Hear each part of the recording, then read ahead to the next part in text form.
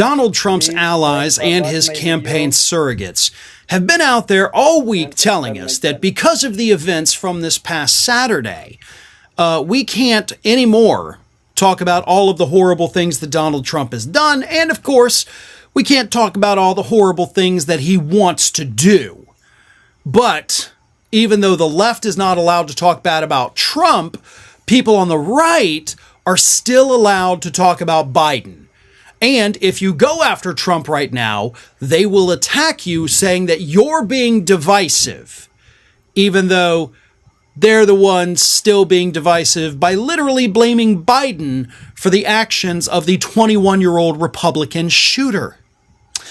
Let me read you this from Rolling Stone because I think this is just an amazingly powerful article that they put out this week.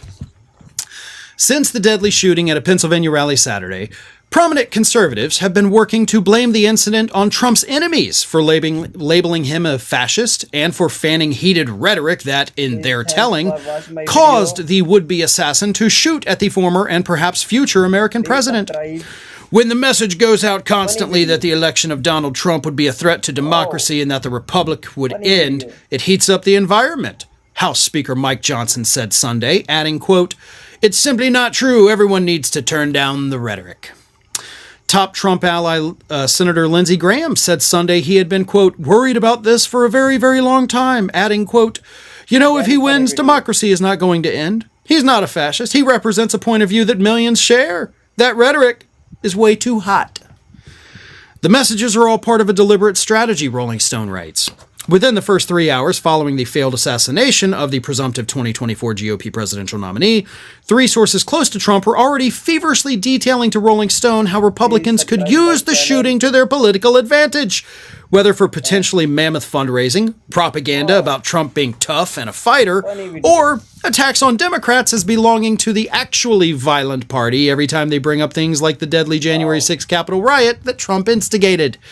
Such plans were hatched hours before it became public that the shooter was a registered Republican. His motive has continued to elude law enforcement and even his own neighbors. The lack of clarity has done little to deter MAGA and conservative leaders from scapegoating their preferred enemies list.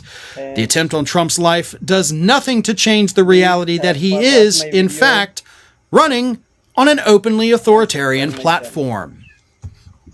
Now, I know that was a large quote. I typically don't like to read that much, but I don't have much to add to that. They're right.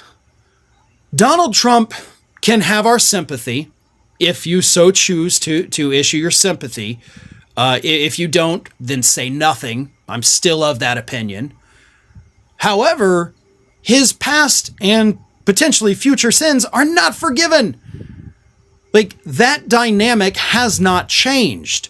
The fact that Donald Trump has openly said on multiple occasions, "I will be a dictator on day one," that hasn't disappeared.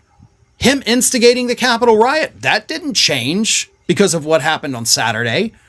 Project 2025 didn't shred all their documents and start singing Kumbaya after Saturday. They're pushing forward with their plans for an authoritarian regime here in the United States. And by God, we're still going to talk about it because that is a threat to this country. It's not inflammatory rhetoric to tell people the truth. Welcome to my channel, a long time. Please subscribe my channel and watch my video. Thanks.